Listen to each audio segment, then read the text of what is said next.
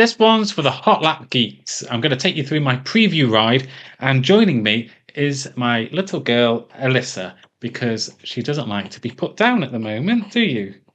So let's get on with the preview. And we launch ourselves out onto the Alton Park circuit. It's a fast right-hander out of the pit lane. We actually start the hot lap adjacent to the finish line, which is on the other side of the Arm Cove on the main circuit, but inside the pit lane. And we exit, and it's slightly downhill. There's a possibility that there'll be a tailwind on the day. So that will be a pretty fast right-hander out onto the circuit. And now you get to see the beautiful green, luscious Cheshire hillsides, countrysides around us that this course threads its way through. We cascade now down through to Cascades, which is the fastest point on the course. So it's downhill. Many will be reaching perhaps 40 miles per hour down here.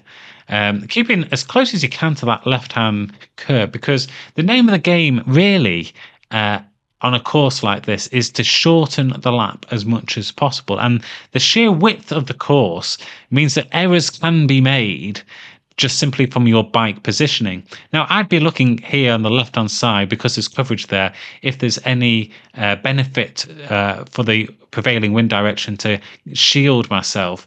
But predominantly here, it's staying on that left-hand side of the course just purely because it shortens the first two bends that we come to. So this is the final bend before we reach Shell Island. And Shell Island's quite a unique looking bend. It's cambered, not as severely as a velodrome is, but it does have a velodrome-esque banking. And some might want to play with just staying high here and then using that banking to come down into the main apex of the curve and then exiting low out of the bend. I probably didn't really do that very well there, but I think there is some speed advantage to be gained from doing that. And then we are on a gradual rise as we come to the first of the chicanes on the course. The first chicanes are called Britons, I believe. We'll see that. Is it Britons? Yes, it's Britons. And it's not a fast enough chicane for you to be worried about having to brake or anything like that. But again, pay attention to the line that you take through, that you don't use the curbs because they're not designed for road bike wheels. I would certainly avoid the curbs when you're riding around Alton Park.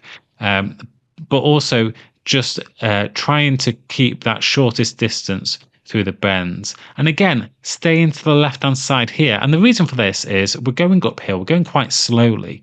And you don't want to be adding distance by moving across the course when you're going slower. So your job really on this lap, particularly in the track pass ride beforehand, is to work out, to plan ahead where you'll be moving across the course when the speeds are a bit higher, so you cover that extra distance that you need to in order to weave your way through the course when your speed's fastest. So you're covering the extra distance in a shorter period of time. So we're now coming down to the second chicane called Hislop's. This actually is quite quick. I'm not sure if you can tell from the video, but you are actually traveling pretty quick into Hislop's. And I did have to think about this switch back here, that I was not going to overcook it a little bit. But then again, through Knickerbrooks, we need to stay close to the curbs. And I didn't do a good job there. I ended up weaving back out. And the tendency on a motor circuit is to add distance, because you're thinking the way that you would do if you were a high-speed motor car or a motorbike on the course. Should mention Clay Hill. It's the steepest hill on the course, and it really does bring, I think it's 10 to 14% at its steepest here. So you'll probably be out of the saddle, many of you. And because the speeds are slow, you are just getting impatient here just to get the bike back up to speed. And at this point, my legs were really throbbing and I was really actually willing to be over just because it is such a unique type of effort of this rolling course with some fast sections, but also some really uh, steep ramps that take the speed down, and you have to build that momentum back up again. You're all the time into that VO2 max, painful area of lactic acid really accumulating quickly in your muscles. So as we come through Druids, it's actually a double right-hander. So you need to stay close to the right-hand side of the circuit. Again, I get drawn out here because I'm used to watching motorsport, and I know what I would be doing if I was in an F1 car or something like that, and I'm flying around the circuit. You know, you don't drift yourself over to the outside of the bend, and being on a motor circuit really does bring that sort of racing instincts out in you when you're on the course.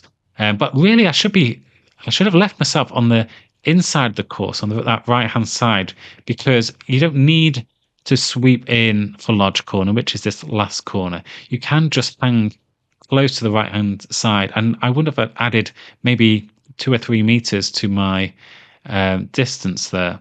So into Lodge Corner, slightly cambered and downhill before it then saps your speed once you go down the exit dip.